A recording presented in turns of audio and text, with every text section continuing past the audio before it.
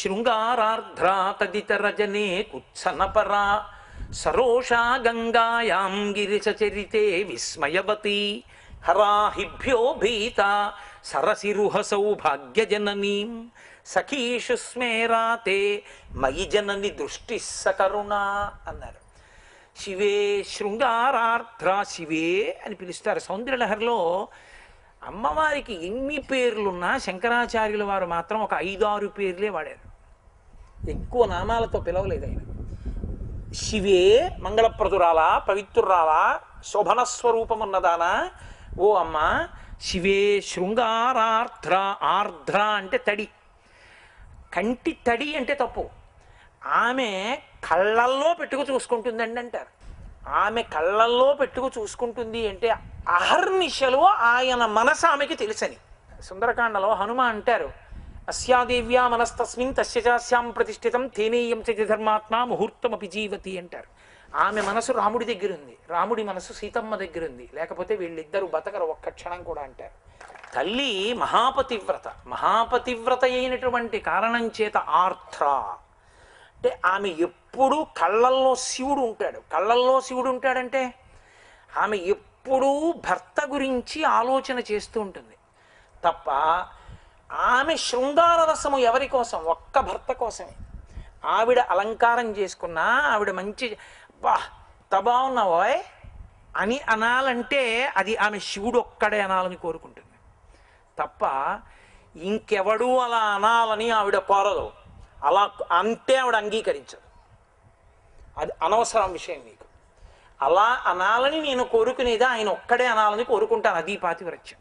అందుకే మీరు చూడండి, ఎంతమందికైనా కూతురుగా వస్తుంది ఆవిడ, కానీ భర్తగా మాత్రం శంకరుడు ఒక్కడే. అసలు అక్కడ ఇంకొక ఆలోచన రానేకూడదు, తప్పు. భర్త పరమేశ్వరుడు ఒక్కడే, అదే ఆవిడ పాతివ్రత్యం. ఆవిడ అవతారం వదిలేస్తుంటుంది ఒక్కొక్కసారి. ఎందుకు వదిలేస్తుందంటే భర్తకి వ్యతిరేకంగా ఎవరైనా మాట్లాడితే వదిలేస్తుంది. ఒకప్పుడు దక్షుడు అమ్మవారిని ప్రార్థన చేశాడు, నా కూతురుగా రా అన్నాడు.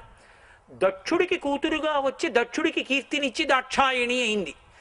అదే దక్షుడు శివలింగ చేశాడు. చేస్తే ఆవిడంది, నరుడ జ్ఞానమునన్ భుజించిన జుగుప్సంబైన ఎన్నంబు సయ్యన వెళ్ళించి పవిత్రుడైన గతి దుష్టాత్ముండవై ఈశ్వరున్ అఘను నిందించిన నీ తనూభవ యనంగా నోర్వ హేయభాజనమైన ఈ శరీరమున్ విడిచి భాస్వచ్యుద్ధి ప్రాపించదన్నది. నువ్వు దురాత్ముడివి, పరమేశ్వరుణ్ణి తిట్టావు, ఈ చెవులతో విన్నాను. ఈ అవతారంలో నీ కూతురుగా ఉన్నాను, నేను ఎక్కడైనా కనపడితే దాక్షాయణి వచ్చిందంటారు. దాక్షాయణి అని ఇక నేను పిలిపించుకోను. ఎందుకో తెలుసా? ఈ శరీరంతో ఉంటే పిలుస్తారు. ఇక ఈ అవతారంలో ఈశ్వరుణ్ణి నిందించిన నీ నోటి వెంట వచ్చిన మాటలు విన్నాను, శివనింద చేసిన వాడికి కూతురుగా నేనుండను అని లోకానికంతటికి ఒక సందేశం చెప్పింది. శివద్వేషి ఎవడు పరమశివుణ్ణి ద్వేషిస్తాడో వాడికి శివం శివే తరహా మంగళములు ఎలా వస్తాయని అడిగింది. నీకు మంగళములు కావాలంటే శివుణ్ణి ద్వేషించవద్దు. శివుణ్ణి ద్వేషించావు, నీకు మంగళము కలగదు. శివనింద పనికిరాదు, శివదూషణ పనికిరాదు, శివుణ్ణి విమర్శించడం పనికిరాదు. ఆయన లోకమునకు తండ్రి, మహానుభావుడు. నరుడు అజ్ఞానమునం భుజించిన జుగుప్సంబైన ఎన్నంబు సయ్యన వెళ్ళించి పవిత్రుడైన గతి. నీవు నన్ను కుమార్తెగా పుట్టమని అడిగావు కనుక నేను నీకు కుమార్తెగా వచ్చి దాక్షాయణి అని పేరు పెట్టుకున్నప్పటికీ శివనింద చేశావు కాబట్టి ఇక నీ కుమార్తెగా ఉండను అని ఆమె వెంటనే హేయభాజనమైన ఈ శరీరమున్ విడిచి భాస్వచ్యుద్ధి ప్రాపించదన్, ఈ శరీరాన్ని వదిలిపెడుతున్నానని యోగాగ్నిలో వదిలేసింది. శివుడు ప్రశాంతంగా ఉంటాడు. ఆయన విన్నాడు ఈ మాట, అంతే. ఆద్యుండుగ్రుడు ఒక్కసారి విశేషమైనటువంటి కోపాన్ని పొందాడు. విద్యుద్దగ్ని శిఖాసముచ్చయి రుచిన్ విల్గొందు చెంచెజ్జటన్ సజ్జక్రోధముతోడ పూంచి వైచన్ క్షమాచక్ర మధ్యంబునన్. ఒక జడనొక దాన్ని పిరికి మెరిసిపోతున్న దాన్ని కైలాస పర్వతానికి వేసుకొట్టాడు. శివ నింద చేస్తే ఎంత ఉపద్రవం వచ్చిందో చూడండి. అందులోంచి వచ్చాడు వీరభద్రుడు. అభ్రంలిహాధభ్ర విభ్రమ భ్రభ్రమ కృనీల దీర్ఘ శరీరమర ప్రజ్వల జ్వలన దీప్త జ్వాలిక జ్వాల జజ్వల్యమాన కేశములు మెరయ జండ దిగ్వేదండ శుంఠావదోర్దండ సహస్రజ్యుతి హేతి సంఘమొప్ప వీక్షణత్రయలోక వీక్షణద్యుతిలోక వీక్షణతతి దుర్నిరీక్షమగుచు గ్రకచ కఠిన కరాళ దంష్టలు వెలుంగ ఘన కపాలాస్తి మలికలు దనర లోకభీకరుండగుచు మారట రుద్రుడుదయించే వీరభద్రుడగుచు. వీరభద్రుడై భయంకరమైన స్వరూపంతో భూమ్యాకాశాలు నిండిపోయేటట్టుగా పుట్టాడు క్రోధమూర్తి.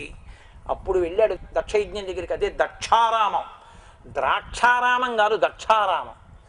అక్కడికి వెళ్ళి ఆ యజ్ఞాన్నంతటినీ ధ్వంసం చేసి దేవతలకు అందరికీ బుద్ధి చెప్పాడు. సరస్వతీదేవి ముక్కు గిల్లేశాడు ఆ రోజునే. సూర్యుడు అక్కడ కూర్చుని ఉంటే పూష అన్నవాడు శివనింద చేసిన చోట కూర్చున్నావా అని పళ్ళు పీకేశాడు. అందుకే పూషదంత భిదవ్యగ్రో దక్షాధర హరోహర అని శివాష్టోత్తరంలో పేరు. అప్పటి నుంచే సూర్యనారాయణమూర్తికి పాయసం నైవేద్యం, ఎందుకంటే పళ్ళు లేవు తినడానికి. కాబట్టి అంతటి విధ్వంసం జరిగిన తర్వాత బ్రహ్మాది దేవతలందరూ వెళ్ళి క్షమార్పణ అడిగారు. మహానుభావుడు కనుక ఉత్తర క్షణంలో క్షమించి దక్షిణామూర్తిగా కూర్చుని యజ్ఞం పూర్తి చేయమని మళ్ళీ దక్షుణ్ణి బతికించాడు. కాబట్టి ఆ తల్లి శివనింద చేస్తే వదిలేసిన శరీరాన్ని మళ్ళీ ఎక్కడ పుట్టింది? ఎక్కడ పార్వతీ పరమేశ్వరుడు హిమవత్ పర్వతం మీద విహరిస్తుండగా చూసి నాకు ఇలాంటి పిల్ల దొరికి ఇలాంటి అల్లుడు వస్తే బాగుండనుకున్న మేనకాదేవి కడుపున పుట్టింది. హిమవంతుడికి తెలిసి పుట్టింది పార్వతీదేవిని.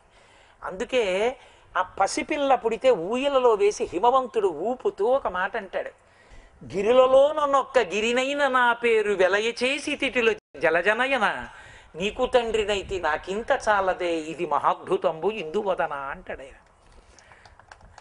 ఆ పార్వతీదేవిని చూసి గిరులలో నన్నొక్క గిరినైన నా పేరు, నేను ఏముందమ్మా ఇన్ని కొండల్లో కొండని, తల్లి నాకు కూతురుగా పుట్టి హిమవంతుడు అన్నవాడికి కీర్తినిచ్చావా, హైమవతి అని పేరు పెట్టుకున్నావా? అమ్మా నాకు ఇంత కీర్తినిచ్చావా? గిరులలో నన్నొక్క గిరినైన నా పేరు వెలయచేసి తిటుల జలజనయన నీకు తండ్రినైతి నాకింత చాలదే ఇది మహాద్భుతంబు ఇందువదన అన్నాడు. అసలు మేనకాదేవైతే కమనీయ మోహన కరభారతి వచ్చే దయతోడనను కన్న తల్లి వచ్చే చాతుర్య గాంభీర్య జగతి కన్నియ వచ్చే లాలిత సంపద లక్ష్మి వచ్చే భూరి లోకైక విభూతి ధారుని వచ్చే మంగళపావన గంగ వచ్చే తెరగొప్ప దేవాది దేవవల్లభ వచ్చే మానితంబగు మహామాయ వచ్చే తల్లి వచ్చెను నన్నేల తల్లి వచ్చే బాల వచ్చెను ప్రౌఢైక బాల వచ్చే అబల వచ్చెను కరుణించి నెలదలచి అనుచు మేనకచను దించే గౌరి చూచి అన్నారు. ఎంత పొంగిపోయిందో, నా ఇంటికి లక్ష్మి వచ్చింది, నా ఇంటికి సరస్వతి వచ్చింది, నా ఇంటికి పార్వతి వచ్చింది అని ఆ మేనకా హిమవంతులు పొంగిపోతే సౌందర్యలహరిలో శంకరాచార్యుల వారు పరవశించిపోయారు. కరాగ్రీణ స్పృష్టం తుహినగిరినా వత్సలతయా అన్నారు ఆయన. అమ్మా లోకమంతా నీ పాదాల వంక చూసి నమస్కారం చేస్తుంది. ఏం అదృష్టవంతుడమ్మా హిమవంతుడు. నువ్వు అన్నం తినకపోతే మేనకాదేవి అన్నం పెడుతున్నప్పుడు అన్నం తినకుండా కాళ్ళకి గజ్జల పట్టాలు పెట్టుకుని పట్టులంగా కట్టుకుని చెలికెత్తెలతో కలిసి ఆడుకుంటుంటే ఏమండి పిల్ల అన్నం తింటలేదండి అంటే ఆ హిమవంతుడు గబగబా నడిచొచ్చి నీ గడ్డం పట్టుకుని నా తల్లి కదూ పప్పన్నం తినవా అని పట్టుకుని ఆ గడ్డాన్ని ముద్దులాడాడమ్మా. ఏం అదృష్టవంతుడమ్మా అంటే నాన్నగారి వంక చూసి చిరునవ్వు నవ్వి నువ్వు నోరు చేస్తే మేనకాదేవి అన్నం పెట్టింది. లోకాలకంతటికి తల్లివైన దానివి హిమవంతుడికి కూతురైతే, లోకాలకంతటికి అన్నపూర్ణవి శాకంబరి అయితే, ఆయన పాలిట కూతురు అయితే అందరికీ అన్నం పెట్టే తల్లికి అన్నం పెట్టాడు హిమవంతుడు. ఏం అదృష్టమమ్మా. వేళ్ళెంత భాగ్యం చేసుకున్నాయమ్మా గడ్డం పట్టుకున్నాయి. కరాగ్రేణ స్పృష్టం తుహినగిరినా వత్సలతయా అన్నారు శంకర భగవత్పాదులు. కనుక హిమవంతుడు మేనక పార్వతీదేవిని పెంచి పెద్ద చేశారు. ఆవిడ తపస్సు చేస్తానంది. ఆవిడ బాహ్యమునందు ఆవిడ కన్నా సౌందర్యవతిక లేదు ప్రపంచంలో. కానీ పరమశివుడు లొంగల ఆవిడ సౌందర్యానికి, బాహ్య సౌందర్యానికి లొంగడైన అంత సౌందర్యానికి లొంగుతాడు. అపర్ణయ్యి దర్భంత చిక్కిపోయింది. అంత తపస్సు చేసింది. అంత తపస్సు చేసిన తర్వాత ఆవిడ్ని పరీక్షించడానికి వచ్చాడు. పరీక్షించడానికి వచ్చాడన్న మాటలో పార్వతీ హృదయం శివుడికి తెలియదా అండి అని మీరు అనుకోకూడదు. పార్వతీదేవి పాతివ్రత్యాన్ని లోకానికి చెప్పాలనుకున్నాడు. అది పరీక్ష. ఒక బ్రహ్మచారి రూపంలో వచ్చాడు. వచ్చి చాలా చమత్కారమైనటువంటి మాటలు కొన్ని చెప్పాడు. ఆయన శివుడి గురించి తక్కువ చెయ్యాలని కాదు, అసలు పార్వతీదేవి యొక్క హృదయం, పార్వతీదేవి పాతివ్రత్యాన్ని లోకానికి చెప్పాలనుకున్నాడు. అది పరీక్ష. ఒక బ్రహ్మచారి రూపంలో వచ్చాడు. వచ్చి చాలా చమత్కారమైనటువంటి మాటలు కొన్ని చెప్పాడు. ఆయన శివుడి గురించి తక్కువ చెయ్యాలని కాదు, అసలు పార్వతీదేవి యొక్క హృదయం తెలుసుకోవాలనుకున్నాడు. అనుకుని ఆవిడ దగ్గరికి వచ్చి అన్నాడు, ఎందుకమ్మా తపస్సు, శివుడి గురించి తపస్సు ఏమిటి? తరలాక్షి అతడు ధనవంతుడందుమా, తిరిగి అడిగిన గాని భిక్ష లేదు. ఆయన ఏమైనా ధనవంతుడమ్మా? ఇల్లు తిరిగి భగవతి భిక్షాందే అంటాడు, ఆది భిక్షు. ఆయనతో నీకు సంబంధం ఏమిటమ్మా? కాబట్టి తిరిగి వేడిన గాని భిక్ష లేదు, తినడానికి అన్నం లేదు ఆయనకి. పైగా ఆయన చిన్నారులలోన చిన్నవాడుందుమా, ఏనాటి వాడుకో ఎరుకలేదు. పోని మంచి వయసులో ఉన్నాడు అందామా, అసలు ఎప్పటివాడు ఎవరికి తెలుసు? ఆయన పుట్టుక ఎవరికైనా తెలుసా? వయసు ఎంతో ఎవరికైనా తెలుసా?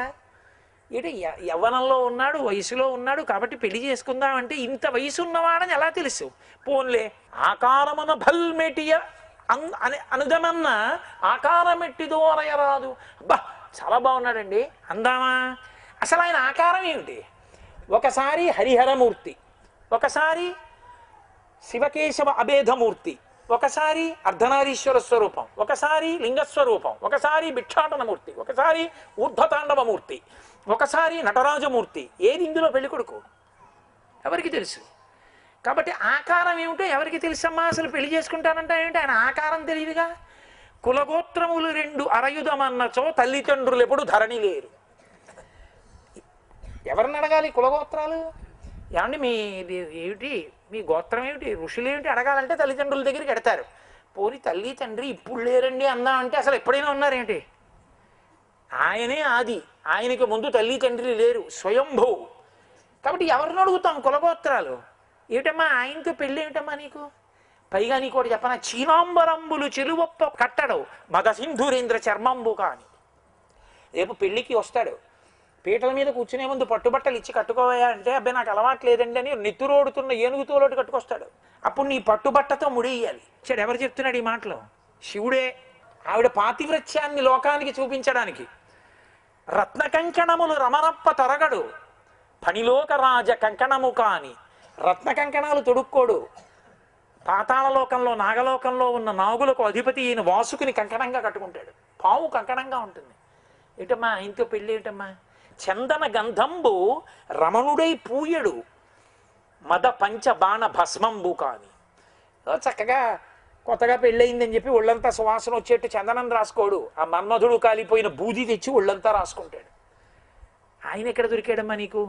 పైగా పువ్వుల దండలు భోగి అయి తురముడు వెలలేని రే వెలుగు కాని. పూలదండలు తెచ్చి చక్కగా కొప్పులో పెట్టుకోవడం, మగవాళ్ళు కూడా కొప్పులో పెట్టుకోవడం ఉంది శాస్త్రంలో, లేకపోతే మెళ్ళో వేసుకుంటారు. నా స్రగ్వి అంటారు వాల్మీకి మహర్షి బాలకాండలో. పూలదండ మెళ్ళో వేసుకుని ఉండాలి పురుషుడు. లేదా కనీసం ఆ పూలదండ మెళ్ళో ఉంచుకోవడానికి ఏమైనా ఇబ్బంది ఉంటుంది అనుకుంటే దాన్ని నేను స్వీకరించాను మెళ్ళోనే ఉందని గుర్తు ఏమిటంటే దాన్ని వాసన చూసి పక్కన పెట్టాలి. కాబట్టి పువ్వుల దండలు భోగి అయి తురమడు, చక్కగా కొత్తగా పెళ్ళైన వాడు భోగం అనుభవించడానికి భార్యతో కలిసి వచ్చి పూలదండ ఏదో మెళ్ళో వేసుకోవాలి. ఆ పూలదండ వేసుకోడు, ఓ చందమానం తెచ్చి ఇక్కడ పెట్టుకుంటాడు. వెలగింత లేని రే వెలుగు కాని. ఇంట నుండనున్నాడు ఒలుకులలో కాని. అసలు ఇంట్లో ఉండడు, శ్మశానంలో ఉంటాడు. ఇంట నుండనున్నాడు ఒలుకులలో కాని. సింహం ఎక్కడు ఎనయ సింహం ఎక్కడిద్దు కాని. సింహం మీద ఎక్కడు ఓ ముసలి ఎక్కి తిరుగుతుంటాడు. అయ్యో ఆయన నీకు కావలసి వచ్చాడు. నెలత నాదు మాట వినుము, వెర్రి అనగా శివుడు ఒకడే చెప్పుమా. లోకంలో వెర్రాడు ఎవరైనా ఉంటే శివుడోడే. ఆయనతో నీకు పెళ్ళేటమ్మా అన్నాడు. అంటే మీరు ఇవన్నీ దాని తత్వం తెలుసుకోవాలి. ఒక్కటి మాత్రం చెప్తాను, ఇప్పుడు అవన్నీ మళ్ళీ తత్వంలోకి వెడితే చాలా కష్టం. మహాభారతం అనుశాసనిక పర్వంలో పార్వతీదేవి అడిగింది, ఏమంటే ఈ భువన భాండములన్నీ మీవే కదా, శ్మశానంలో ఎందుకుంటారండి మీరు అని అడిగింది. పార్వతి, ఒళ్ళు పొగరెక్కిన వాళ్ళు తెలియక శివుడు శ్మశానవాసి అంటూ ఉంటారు. నేను ఎందుకున్నానో తెలుసా? నేనక్కడ లేకపోతే రాత్రి ఉగ్రభూతములన్నీ ఇళ్లల్లో కెడతాయి, ఎవ్వడూ ఇహ ప్రశాంతంగా ఉండడు. అందుకని వాటిని యామార్చి ఇళ్లల్లో నిద్రపోతున్న వాళ్ళకి ప్రమాదం రాకుండా చూడడానికి అక్కడనే తాండవం చేసి వాటిని కూర్చోబెడతాను. అందుకని పడుకున్న వాళ్ళు జాగ్రత్తగా పడుకుని మళ్ళీ లేవగలుగుతున్నారు. రెండు, మా ఆవిడంటాడు, మా నాన్న అంటాడు, నా ఉద్యోగం అంటాడు, నా కొడుకులు అంటాడు, నా కూతుళ్ళు అంటాడు, నా అల్లుళ్ళు అంటాడు, నా పరిజనం అంటాడు, నా సేవకులు అంటాడు. ఊపిరి ఆగిపోయిన తర్వాత వీళ్ళెవరు రారు, శరీరాన్ని తీసుకొచ్చి కాల్చేస్తారు. జీవుడు ఒక్కడే లేచి నిలబడతాడు. అప్పుడు అందరూ వెళ్ళిపోతారు శ్మశానంలోంచి, తాను దాటకూడదు శ్మశానాన్ని. శాసనం అప్పుడు నా వాళ్ళన్నవారు ఎవ్వరూ లేరని బెంగ పెట్టుకుంటాడు. బెంగ పెట్టుకున్నప్పుడు నా వాళ్ళు అన్న వాళ్ళందరూ వదిలేస్తే నీ వాడన్నవాడు లేడనుకోకు, నేనున్నానని వాడికి ఉపశాంతి కల్పించడానికి అక్కడ ఉన్నాను పార్వతి. నేను లేకపోతే వాడు ఏడుస్తాడు, వాడికి ఏది ఉపశాంతి అందుకున్నానన్నాడు. కావాలంటే మీరు మహాభారతం అనుశాసనిక పర్వం చదవండి. అంతటి ఉదారుడు మహానుభావుడు పరమేశ్వరుడు అంటే. కాబట్టి అటువంటి పరమేశ్వరుడు తన తత్వాన్ని దాచి బ్రహ్మచారిగా వచ్చి దిప్పి పొడిచాడు. ఆవిడంది వీడట బ్రహ్మచారియట, వీణులకు పెట్టగరాని మాటలే ఆడుచునున్నవాడు మదాంధుడు నమశివాయయుండాడగరాదు, వీని పండ్లుడగ వేసి దొబ్బుడని పలికిన కన్యలందరూ. ఆవిడంది నమశివాయ, శివుడికి నమస్కరిస్తున్నామన్న మాట తప్ప శివ నింద వినకూడదు. శివ నింద చేసిన వాడి నాలుక కోసేయాలి. కాబట్టి ఇక్కడ మనం ఉండకూడదు, వాడు ఉండకూడదు, రెండిటిలో ఏదో ఒకటే. ఈ బ్రహ్మచారి పళ్ళు ఊడిపోయేటట్టు కొట్ట అవతలకి ఇడిచేసేయండి. అప్పుడు చూపించాడు తన స్వరూపాన్ని. చంద్రోద్భాసిత శేఖరే స్మరహరే గంగాధరే శంకరే సర్పైర్భూషిత కంఠ కర్ణ వివరే నేత్రోద్ధ వైశ్వానరే దంతి త్వకృత సుందరాంబరధరే త్రైలోక్య సారే హరే అని ఎదురుగుండా నిలబడ్డాడు. అప్పుడు ఆవిడ కళ్యాణం చేసుకుంటానని అడిగాడు. కుదరదు, ఈసారి నువ్వు వచ్చి కన్యాదాత గారిని అడిగి కన్యాదానం చేసుకోండి. అందుకని హిమవంతుడి దగ్గరికి వెళ్ళి పెళ్లి చేసుకున్నాడు. మహానుభావుడైనటువంటి పరమేశ్వరుడికి భార్య అవుతుంది తప్ప పరమశివుడే బ్రహ్మచారిగా వచ్చి శివనింద చేసిన ఆవిడ విందం. మళ్ళీ వెనక్కి రండి. శివే శృంగారార్ధ్ర, ఆమె కన్నులలో ఉండేటటువంటి ఆర్ద్రత ప్రేమ శృంగారసమంతా శివుడి కోసమే. తదితర జనే కుత్సనపరా, ఇతరులైనటువంటి వాళ్ళు అంటే పరమశివుడు కాక మిగిలిన మగవాళ్ళు ఎవరైనా అమ్మవారి దగ్గరికి వచ్చి నిలబడి మేము మగవాళ్ళం అమ్మవారు ఆడదన్నట్టుగా చూస్తే కుత్సనపరా, ఆవిడ కళ్ళల్లో భీభత్సరసం కనబడుతుంది. తదితర జనే కుత్సనపరా సరోషా గంగాయాం, అమ్మవారికి రౌద్రరసం ఉండదు. అలాంటి తల్లికి రౌద్రరసం కనబడుతుంది. ఎప్పుడు సరస్వతీదేవి వీణ వాయిస్తూ ఉంటుంది. వీణ వాయిస్తే తన మీద కీర్తన చేయమని అడగదు పార్వతీదేవి. శంకరాచార్యులు వారు సౌందర్యహర్తలో చెప్తారు, విపంచాగాయంతి వివిధమపదానం పశుపతే అంటారు. పరమశివుడి మీద కీర్తన వాయిస్తుంటే ఆవిడ సంతోషంగా వింటుంది. ఓహ్ మా ఆయన అద్భుతం, ఎంత గొప్పవాడు అని వింటూ ఉంటుంది. ఆ వినేటప్పుడు పరమశివుడి తలలో ఉన్న జటాలూటంలోంచి గంగమ్మ తొంగి చూస్తుందిట. నన్ను భరించాడుగా అని నాకు భర్తే అని ఒక చిన్న ఆశ తొంగి చూస్తుందిట. పాణిగ్రహణం చేసింది నన్ను, మంగళసూత్రం కట్టింది నాకు. నీకు భర్త ఎలా అవుతాడు? ఏదో భగీరథుడి కోసం పట్టాడంతే, నీకు భర్త అవుతాడా? అక్కరలేని పేరాశలు పెట్టుకుని అంత గొప్ప స్థానాన్ని ఊహించకో అని కళ్ళు ఎర్రగా ఇలా చూస్తుందిట. ఎంత తల్లి అయినా ఆ స్థానంలో ఇంకోరిని అంగీకరిస్తుంది ఏమిటి? కాబట్టి సరోషా గంగాయాం, నీ కన్నులలో రౌద్రరసం కనబడిందమ్మా. అప్పుడు గిరిశ చరితే విస్మయవతి, పరమశివుడి యొక్క గొప్ప గొప్ప విశేషాలు వర్ణిస్తూ ఉంటుందట సరస్వతీదేవి వీణ మీద. అమ్మా గజాసుర సంహారం చేశాడమ్మా, త్రిపురాసుర సంహారం చేశాడమ్మా, మన్మధుణ్ణి చంపేశాడమ్మా, ఎడమకాలి తన్నుతో యమధర్మరాజు గారిని చంపేశాడమ్మా, మహానుభావుడు ఒకటా రెండా పాల సముద్రాన్ని సృష్టించి ఇచ్చేశాడమ్మా, శ్రీ మహావిష్ణువుకి సుదర్శన చక్రాన్ని ఇచ్చాడమ్మా, బ్రహ్మగారికి ఒకనాడు సృష్టిలో అయోమయం ఏర్పడితే అయోమయాన్ని తీర్చి మళ్ళీ సృష్టిక్రమాన్ని చక్కదిద్దాడమ్మా. వెళ్ళిపోయిన బ్రహ్మలందరూ పడిపోతుంటే అయ్యో బ్రహ్మపుర్రె కూడా నేల మీద పడిపోవడమా అని ఓ గౌరవానికి పుర్రెలన్నిటికీ తడప కట్టి మెళ్ళో వేసుకున్నాడు. ఎంతమంది బ్రహ్మలు వెళ్ళిపోయారు, ఆయన మాత్రం అలాగే ఉన్నాడు. అందుకని బ్రహ్మమస్తకావలీ నిబద్ధతే నమశివాయ, ఆయన కాలాతీతుడు. ఎంతమంది బ్రహ్మలు వెళ్ళిపోయారు, ఆయన అలాగే ఉన్నాడు. పునుకల పేరు కంఠమన భూరి భుజంగము భూషణంబుగా అనయము భస్మధారణము ఎద్రి నివాసము మేరువిల్లుగా అనుభుగ దంతి చర్మమును హస్తములందు కపాల చూలములు పడిబడిదాల్తూ శంకరు కృపామురు రూపమును ఆశ్రయించదన్ అంటారు. కాబట్టి అమ్మ అంత గొప్పవాడమ్మా అని సరస్వతీదేవి పాట పాడుతుంటే తనే శక్తి స్వరూపమయ్యి ఆయన చేత చేయించిన అని వింటుందట. విస్మయవతి, అద్భుత రసం పెడుతుంది. అబ్బా మా ఆయన ఇంత గొప్పవాడా అని. అంటే నవరసాలు అలకాలంటే అమ్మవారి కళ్ళే చెప్పాలి. చేతుల్లో నవరసాలు రావు, కాళ్ళల్లో రావు, కళ్ళల్లోంచే వస్తాయి నవరసాలు. అవి అన్నీ భర్తృపరంగా ఉంటాయి. అది ఆవిడ పాతివ్రత్యం. సరోషా గంగాయాం, మరి నవరసాల్లో భయం ఉంది. అమ్మవారు భయపడిందని ఎలా చెప్తారు? ఆవిడ భయాపహ, అందరి భయాన్ని తీరుస్తుంది. మరి ఆవిడే భయాన్ని పొందింది అని చెప్తే తప్ప నవరసాల్లో ఒక రసం ఒలికినట్టు కాదు. మరి ఎలా చెప్పడం? శివుణ్ణి పొగుడుతుంటే మా ఆయన అని సంతోషంగా ఇలా చేయి చాపి పక్కన శివుడి చేయి పట్టుకుంది. ఆయన ఇలా కుడి చేయి పెట్టుకున్నాడు, ఆవిడ ఎడం చేయి ఇలా పెట్టి ఆయన చేయి పట్టుకుంది సంతోషంగా మా ఆయన అని గొప్పకి. ఆయన చేతికి ఒక చిన్న పిల్లపాము కట్టుకున్నాడు. ఆ పిల్లపాము మెల్లిగా ఇలా జారి అమ్మవారి చేయి మీదకి ఎక్కింది. పాము కింద చల్లగా ఉంటుంది అంటారు సుమండి, నేను ఎప్పుడు అనుభవించలేదు. చల్లగా ఉంటుంది అంటారు. కాబట్టి ఇప్పుడు చల్లగా తగిలేటప్పటికి అమ్మవారి ఇలా చూసింది, పిల్లపాము మీదెక్కుతుంది అందిటి ఇలా. అప్పుడు అమ్మ నీ కళ్ళల్లో భయం కనబడింది అన్నారు శంకర. ఎంత చమత్కారంగా చెప్పారో చూడండి, అందంగా చెప్పారు. కాబట్టి హరాహిభ్యో భీత సరసిరుహ సౌభాగ్యజననీ, వీరరసం చెప్పాలి.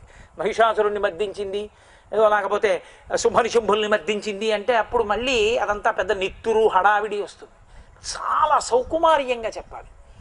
ఎంత అందంగా చెప్పారంటే శంకరాచార్యులు వారు, అసలు లోకంలో ఎర్రకలువ అన్నది లేదమ్మా అన్నారు. మరి ఎర్రకలువ ఎందుకు వచ్చింది అంటే, అమ్మ తెల్ల కలువలు కానుకొకప్పుడు నిన్ను పద్మాక్షి అంటారు కదా, పద్మముల వంటి కన్నులు ఉన్నది అంటారు కదా. అందుకని ఒకానొకప్పుడు తెల్లటి పద్మం వచ్చి నీ కంటి వంక చూద్దామని తనతో పోలికేస్తారని చూడ్డానికి వచ్చింది. ఏమిటో ఇలా వికసించి అలా వాడిపోయే నీకు నా కంటికి పోలిక, ఏదో అన్నారు కదా అని చూడ్డానికి వచ్చావా అని అమ్మవారు ఇలా చూసింది. అమ్మవారు ఏంటి అంత గొప్పదాని అనుకుంటున్నావా అని ఇలా చూసేటప్పుడు ఆవిడ కళ్ళల్లోని చిన్న ఎరుపు జీర తామర పూలో పడిందిట. అది ఎరుపెక్కిందమ్మా, అప్పటి నుంచే ఎర్ర కలువలు వచ్చాయండి. కాబట్టి సరసిరుహ సౌభాగ్యజననీ సఖీషు స్మేరాతే, హాస్యరసం చెలికెత్తెలతో హాస్యం ఆడుతుంది. కాబట్టి సఖీషు స్మేరాతే కారుణ్యం, మయి జనని అంటారు. ఇది శంకరుల యొక్క ఔదార్యం. నా అమ్మ అన్నారు. ఇప్పుడు మీరు ఆ శ్లోకం చెప్తే మీ అమ్మ, నీ చెప్తే నా అమ్మ. మయి జనని మా అమ్మ. దృష్టిస్స కరుణ, కోటేశ్వరరావు వచ్చాడని చెప్పండి అమ్మతోటి అంటే, చెలికెత్తెలు వెళ్ళి అమ్మ కోటేశ్వరరావు వచ్చాడమ్మా అంటే, ఓయ్ కోటేశ్వరరావు కూర్చో అని నా వంక ఎంతో కారుణ్యంగా చూసింది మా అమ్మ. మయి జనని దృష్టిస్స కరుణ. మయి అన్నప్పుడు నేను, శంకరులు కాదు. అక్కడ శంకరులు తన మీద స్వార్థం చూపించుకోవాలా. మయి అన్నారు, ఎవడు చెప్తే వాడికి. అది అమ్మ వాడిని చూసింది కారుణ్యంగా. మరి శాంతరసం ఏది? అందుకే శివే అన్నారు. అంటే ఆవిడ పవిత్రురాలు, ఆవిడ ఎప్పుడు శాంతంగా ఉంటుంది. శాంతం లేకపోతే ఈ రసాలు ఎక్కడి నుంచి వస్తాయి? అది కొత్తగా చెప్పాలంటే మా అమ్మే శాంత స్వరూపిణి, అందుకే నేను చెప్పలేదన్నారు. కాబట్టి 9 రసాలు పాతివ్రత్యంగా అమ్మవారి కళ్ళల్లో కనపడుతుంటాయి. అంతటి మహాపతివ్రత తల్లి.